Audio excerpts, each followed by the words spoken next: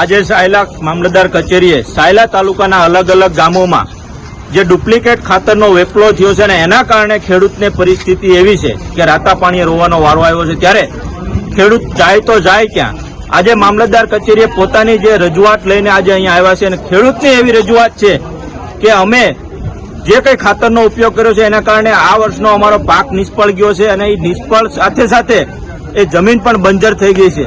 તો હવે આ જે કંઈ કંપની છે એના ઉપર કાયદેસરની કાર્યવાહી થાય અને ખેડૂતોને અત્યારે આ વર્ષે કોઈ પાકે એવું લાગતું નથી, તો વીઘે ઓછામાં ઓછું 60,000નું વળતરની માંગણી સાથે આજે ખેડૂત સાથે આમ આદમી પાર્ટીના લોકો અને બધાને સાથે રાખીને સાહેબશ્રીને રજૂઆત કરી છે અને સાહેબે એવી હૈયાધારણા આપી છે કે ટૂંક સમયમાં અમે કાયદેસરની કાર્યવાહી કરશે.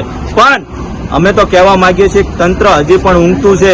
જો તાત્કાલિક અસરથી કાયદેસરની કાર્યવાહી નહીં થાય તો આ લોકોને બીજું તો કોઈ પાક છે નહીં, કોઈ એમની પાસે આશા નથી. તો આવનારા સમયમાં ખેડૂત જ કહે છે કે સાહેબ જો આની યોગ્ય વળતર નહીં મળે તો અમારે અહીંયા આત્મવિલોપન સિવાય અમારી પાસે કોઈ રસ્તો નથી.